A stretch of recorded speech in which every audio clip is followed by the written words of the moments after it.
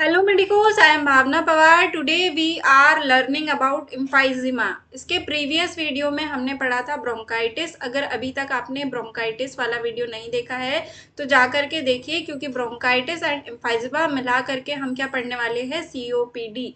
किसी भी जो एग्जाम होते हैं उसमें मोस्ट कॉमनली अगर कोई क्वेश्चन आस्क किया जाता है तो वो सीओपीडी से रिलेटेड होता है, या फिर क्लिनिक सेटिंग्स में भी आप ये चीज बहुत ही ज्यादा देखते हैं, सीओपीडी। ठीक है, तो क्रिटिकल केयर में या तो फिर जहां पर भी आप इमरजेंसी मेडिसिन में जाओगे तो कोई ना कोई पेशेंट आपको कभी ना कभी आपके लाइफ टाइम में सीओपीडी वाला देखने को जरूर मिलेगा। तो पहली बात तो आपको पता होना चाहिए कि सीओपीडी ऑकर कैसे होता है। ठीक है, कौन सी कंडीशंस होती है सीओपीडी के अंदर, ब्रोंकाइटिस क्या होता है, एम्फाइजिमा क्या होता है, कौन से पार्ट्स को वो अफेक्ट करता है। ठीक है, तो आज हम यहाँ पर बात कर रहे हैं एम्फाइजिमा की। स्टार्ट करते वीडियो को अपने दोस्तों के साथ में शेयर करिए और आपके जो भी क्वेश्चंस है उसको कमेंट्स में ज़रूर बताइए, ताकि हम मिल करके ये डिसीज कंडीशन जो है पढ़े। ठीक है, स्टार्ट करते हैं वीडियो को। एम्फाइजिमा, अब एम्फाइजिमा की डेफिनेशन अगर हम देखें तो फर्स्टली हम क्या देख रहे हैं, एम्फाइजिमा is a long-term progressive disease that involves damage to the air sacs alveoli in the lungs, which result in shortness of breath due to overinflation of alveoli। अब पहले एम्फाइजिमा पढ़ने के लिए हमको क्या पता होना चाहिए, all over the respiratory system का स्ट्रक्चर, जिसमें क्या है, मोस्टली हम लोग बात कर रहे हैं एल्विलाई की। ब्रोंकाइटिस में जो ब्रोंक्यूल्स होते हैं वो डैमेज होते हैं, उनमें इन्फेक्शन इन्फ्लामेशन होता है। एम्फाइजिमा के अंदर हम पर्टिकुलरली बात कर रहे हैं एल्विलाई वाले पोर्शन की। अब एल्विलाई जो होते हैं वहां पर क्या होता है, गैसियस एक्सचेंज किसका, O2 एंड CO2 का, ऑक्सीजन एंड कार्बन डाइऑक्साइड का। अगर वो प्रॉपर तरीके से ना हो तो हमारी बॉडी को ऑक्सीजन अच्छे से नहीं मिलेगा और हमारी बॉडी में CO2 का लेवल क्या होगा, हाई होगा। ठीक है, यहाँ पर हमको इतना समझ में आ गया। ठीक है, कि O2 जो है, ऑक्सीजन जो है हमारी बॉडी में प्रॉपर अमाउंट में, सफिशिएंट अमाउंट में बिल्कुल भी सप्लाई नहीं हो पा रहा। ठीक है, एम्फाइजिमा क्या है, एक लॉन्ग टर्म प्रोग्रेसिव डिसीज, बहुत ही लंबे समय तक चलने वाली एक डिसीज कंडीशन है, जो कि क्या करती है, damage to the air sacs of alveoli. ठीक है, जो एयर सैक होते हैं एल्वेलाई के, अब जैसे आप पिक्चर में देखिए, पिक्चर में आप देख पा रहे हैं कि नॉर्मल जो एल्वेलाई का शेप है, ठीक है, वो कैसा दिखाई दे रहा है, और जो डैमेज्ड है वो कैसा दिखाई दे रहा है। जो डैमेज्ड एल्वेलाइज है वो क्या हो जाते हैं, बड़े बड़े हो जाते हैं, सैक उनके बड़े हो जाते हैं, जिसके अंदर क्या होती है, एयर ट्रैप होके रह जाती है, फंस के रह जाती है, जिसकी वजह से एयर, जब आपका जो लंग है वो प्रेशर डालता है तो उसमें से ना ही प्रॉपर तरीके से O2 बाहर निकल पाती है, ना ही CO2 का जो प्रॉपरली है गैसेस एक्सचेंज नहीं हो पाता, जिसकी वजह से क्या होता है, which result in shortness of breath, जिसकी वजह से पेशेंट को क्या होती है, सांस लेने में तकलीफ होती है, सांस अच्छे से नहीं आती, due to over inflammation of alveoli. Alveoli जिसकी वजह से क्या हो गए हैं, बहुत ही ज्यादा क्या हो गए, ओवर इन्फ्लेट, ठीक है, फूल गए हैं। तो इसकी इसी कारण को हम क्या बोलते हैं, एम्फाइजिमा। तो ये डिसीज क्या कॉज करती है, जो एल्वेलाई है उसको इन्फ्लेट कर देती है, फुला देती है उनके नॉर्मल साइज से, तो जिसकी वजह से क्या हो जाता है, एम्फाइजिमा जैसी कंडीशन अराइज होती है, देखने को मिलती है।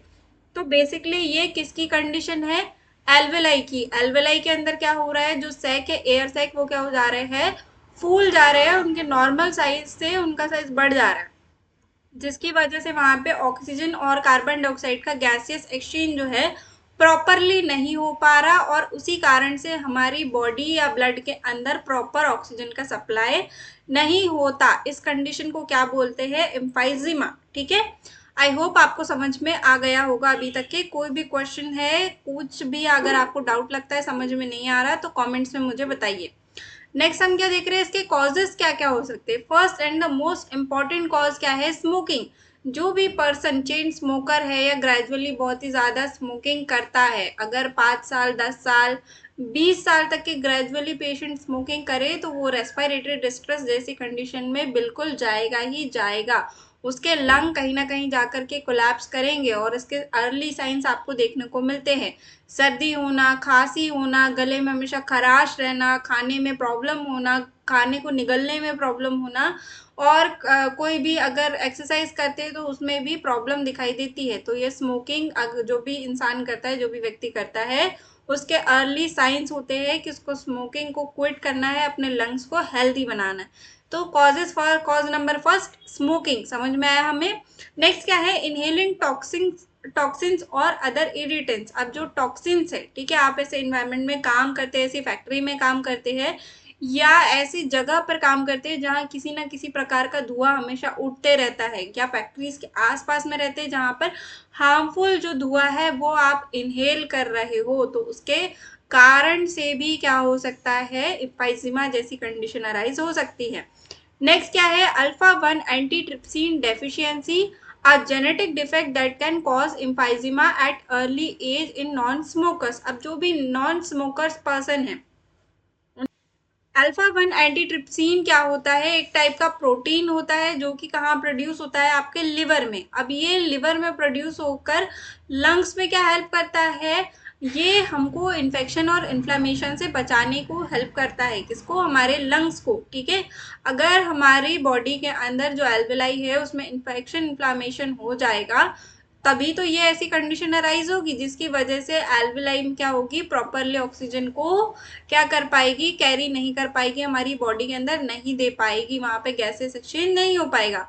तो अल्फा 1 एंटीट्रिप्सिन की क्या हो गई, डेफिशिएंसी बनना बंद हो गया, ठीक है। तो उसकी वजह से भी क्या हो सकता है, एम्फाइजीमा जैसी कंडीशन अराइज हो सकती है, ठीक है। नेक्स्ट क्या देख रहे हैं आप, किसके टाइप्स क्या क्या हो सकते हैं। तो first is centriacinar emphysema. अब ये क्या होता है, this involve destruction of respiratory bronchioles and spread peripherally.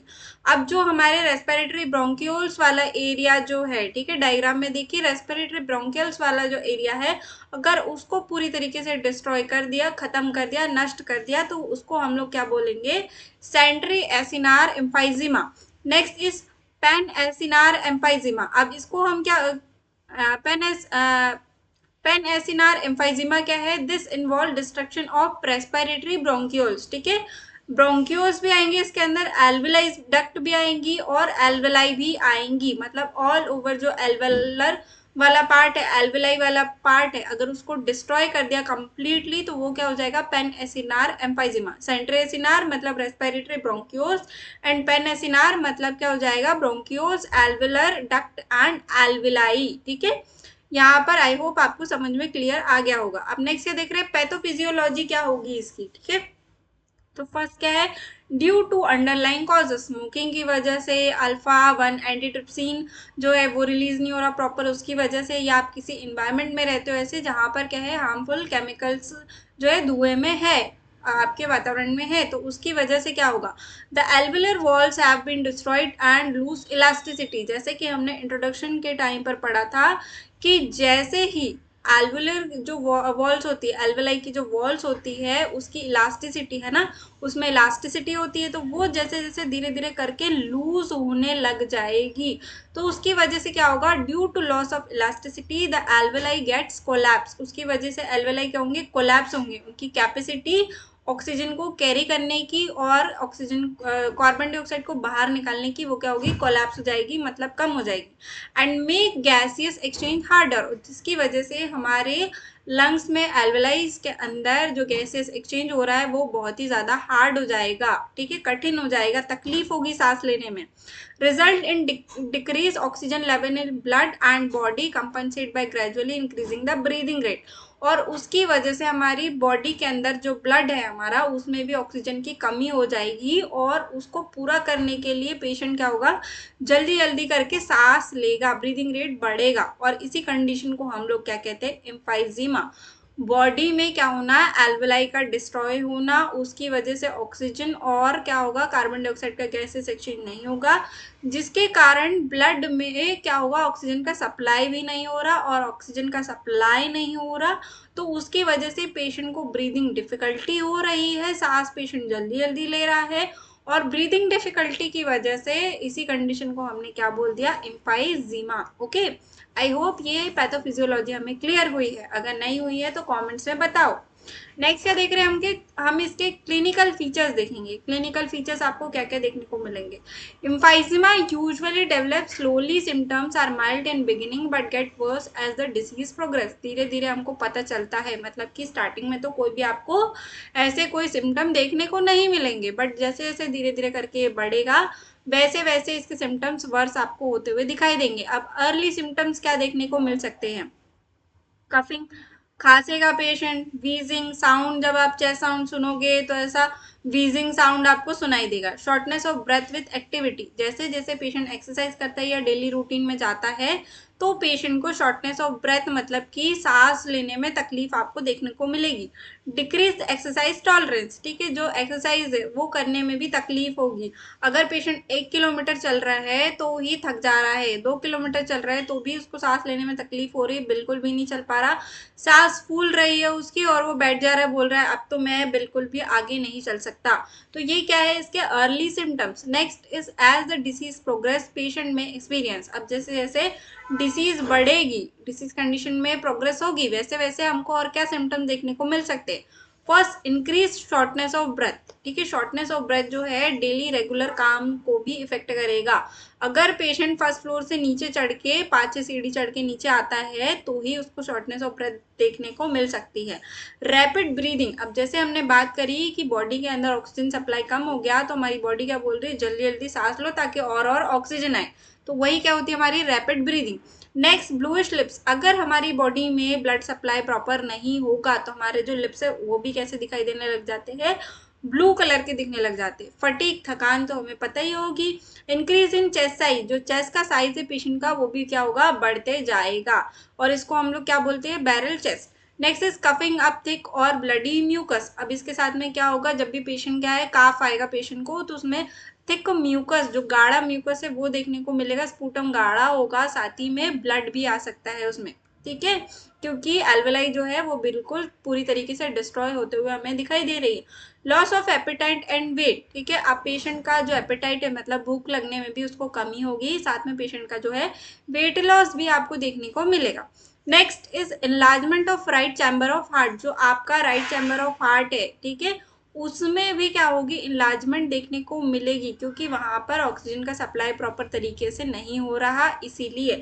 Next is heart failure, अब हार्ट पे लोड आएगा, ठीक है, ब्लड सप्लाई जल्दी जल्दी होगा और आप ब्रीदिंग जल्दी जल्दी करोगे तो उसकी वजह से आपको क्या है, आपकी बॉडी क्या चाह रही है कि ऑक्सीजन का जो सप्लाई है वो कम हो रहा है, उसको जल्दी जल्दी करे, तो उसकी वजह से जो आपके पेरिफेरल नर्व्स है वो क्या करेंगे, रैपिडली वर्क, और इसकी वजह से आपका हार्ट जो है डिस्ट्रेस में जाके हार्ट फेलियर में भी जा सकता है। तो ये हमारे क्या है proper clinical features. I hope आपको ये सारे फीचर्स समझ में आ रहे होंगे अच्छे से, ठीक है, कोई भी कंफ्यूजन है कमेंट्स में बताओ। नेक्स्ट इज डायग्नोस्टिक इवैल्यूएशन, अब आप डायग्नोस्टिक इवैल्यूएशन में फर्स्ट करेंगे हिस्ट्री कलेक्शन। पेशेंट के घर में किसी को ये प्रॉब्लम कभी देखने को तो नहीं मिली, पेशेंट स्मोकिंग कब से कर रहा है या नहीं भी कर रहा है, तो वो किस एनवायरनमेंट में रहता है, उसके घर के आसपास कैसा एनवायरनमेंट है, ठीक है, तो ये सारे इस तरीके से क्वेश्चंस आप पूछेंगे। फिजिकल एग्जामिनेशन में आपको क्या देखने को मिल रहा है, पेशेंट के लिप्स आपको ब्लू देखने को मिल रहे हैं, है ना, all the sign and symptom, patient को घबराहट हो रही है, है ना, और पेशेंट के चेस्ट का साइज आपको देखने को मिल रहा है किस तरीके से है, कहीं और जो ब्लूइश है आपको और कहीं और तो नहीं देखने को मिल रही, तो ये सब आप फिजिकल एग्जामिनेशन में देखेंगे। स्पायरोमेट्री टेस्ट के बारे में हमने प्रीवियस वीडियो में भी डिस्कस किया है, ठीक है, तो वो आप जाकर के देखिए स्पायरोमेट्री टेस्ट क्या होता है। नेक्स्ट इज एबीजी एनालिसिस, अब एबीजी एनालिसिस के अंदर में आपको जो कार्बन डाइऑक्साइड है और पेशेंट के ब्लड का पीएच लेवल दोनों के बारे में पता चल जाएगा, ठीक है। आप अगर मेरे शॉर्ट वीडियोस देखते हैं तो उसमें एबीजी एनालिसिस कैसे रीड करते हैं, क्या होता है, क्यों इम्पोर्टेंट है, वो सब कुछ हमने कवर किया हुआ है, जाके आप लोग प्लीज देखिए। कंप्लीट ब्लड काउंट, ठीक है, आप ये भी टेस्ट करेंगे, इसमें भी हमें पता लगेगा पेशेंट की बॉडी में डब्ल्यूबीसी आरबीसी काउंट कितना कितना है, हीमोग्लोबिन कितना है। नेक्स्ट इज स्पूटम एग्जामिनेशन, अब स्पूटम एग्जामिनेशन में हमें पता चलेगा कि क्या प्रॉब्लम हो रही है पेशेंट की बॉडी के अंदर, ठीक है, स्पूटम में ब्लड तो नहीं आ रहा, कौन सा इन्फेक्शन हो रहा है, क्या इन्फ्लेमेशन हो रहा है, किस वजह से ये हो रहा है। Next is test for alpha 1 antitrypsin deficiency, patient को अल्फा 1 एंटीट्रिप्सिन डेफिशिएंसी तो नहीं हो रही, वो बनना तो बंद नहीं हो गया पेशेंट के लिवर में, ठीक है। तो ये हम लोग डायग्नोस्टिक इवैल्यूएशन में चेक करेंगे। नेक्स्ट इज मेडिकल मैनेजमेंट के अंदर हम लोग क्या कर सकते हैं, पेशेंट को ब्रोंको डायलेटर्स देंगे ताकि पेशेंट के जो ब्रोंक्यूल्स है वो क्या हो सके, डायलेट, और पेशेंट को सांस लेने में कम तकलीफ हो, ठीक है। तो इसके अंदर कुछ ड्रग्स जो है एल्ब्यूटेरॉल एंड आइप्राट्रोपियम, ठीक है, ये हम दे सकते हैं। Next is corticosteroids. अब कॉर्टिकोस्टेरॉइड्स हम पेशेंट को क्यों, ताकि लंग में जो इन्फेक्शन और इन्फ्लामेशन है उसको हम लोग रोक सके या कम कर सके, तो इसके लिए हम लोग कॉर्टिकोस्टेरॉइड देंगे, ठीक है। तो इसके भी कॉर्टिकोस्टेरॉइड्स कुछ हमने मेडिसिन लिखी हुई है। Next is oxygen therapy. अब ऑक्सीजन थेरेपी क्यों देंगे, to fulfill body oxygen demand, ठीक है। हमारी बॉडी के अंदर जो भी ऑक्सीजन डिमांड कम हो गई है उसको पूरी करने के लिए, ठीक है। ऑक्सीजन हम लोग चेक करेंगे ना पेशेंट का, तो वो भी क्या होगा, धीरे धीरे डिक्रीज हमको देखने को मिलेगा। SpO2 चेक करते हैं हम लोग। वाइटल साइन, जैसे पेशेंट हमारे पास में आता है तो हम लोग फर्स्टली वाइटल साइन चेक करते हैं, तो उसमें हमको पता चल जाता है पेशेंट का BP कितना आ रहा है, BP का उसके बाद में ऑक्सीजन सेचुरेशन पेशेंट का कितना है, पेशेंट का टेम्परेचर क्या है, तो ये सारी चीज़ें हमको पहले ही देखने को मिल जाती है। तो अगर पेशेंट का जो O2 लेवल है वो हमको डिक्रीज होते हुए दिखाई दे रहा है, तो उसको मेंटेन करने के लिए हम ऑक्सीजन थेरेपी पेशेंट को प्रोवाइड करते हैं।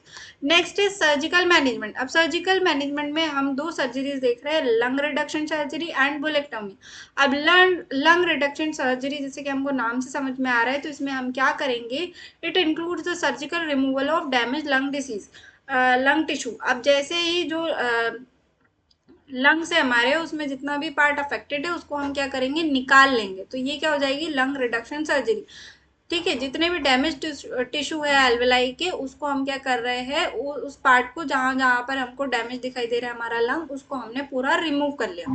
ये हो गया हमारा lung reduction surgery. Next in bullectomy. अब बुलेक्टोमी बुली, ठीक है, ये वर्ड हम याद रखेंगे। जो एयर स्पेस हमने देखे थे, ठीक है, एयर स्पेस हम लोग जो देख रहे हैं जो कि बहुत ही लार्ज हो गए, उसको रिड्यूस कर देना पढ़ते हैं। It is a surgical procedure in which one और मोर डायलेटेड एयर स्पेस और बुली आर रिमूव, ठीक है। जो एयर सेक्स है वो डायलेट हो गए थे, उसको हम लोग एक एक करके निकाल लेंगे, तो इसको हम लोग क्या बोलते हैं, सर्जरी को बुलेक्टोमी। तो ये क्या हो गया हमारी दो surgery, lung reduction surgery and bullectomy. I hope this will help you to study, and आप अपने दोस्तों को भी बताएंगे कि इस तरह से हमने एम्फाइजिमा को अच्छे से समझा। अगर आपको कोई भी कंफ्यूजन है, कुछ भी समझ में नहीं आता, या और भी कोई डिसीज कंडीशन है जो आपको पढ़नी है मुझसे, तो वो कमेंट सेक्शन में मुझे ज़रूर बताइएगा। नेक्स्ट हम लोग पढ़ने वाले हैं COPD, ठीक है, chronic pulmonary obstructive disease condition. तो ये कंडीशन पढ़ने के लिए आपको ब्रोंकाइटिस एंड एम्फाइजिमा दोनों के बारे में पता होना अच्छी तरीके से बहुत ही ज़्यादा इंपॉर्टेंट है। दोनों टॉपिक हम लोग कवर कर चुके हैं। नेक्स्ट वीडियो में हम लोग पढ़ने जा रहे हैं COPD। I hope this will help you to study. Thank you for watching. मिलते हैं नेक्स्ट वीडियो में। बाय। Lights, camera, action.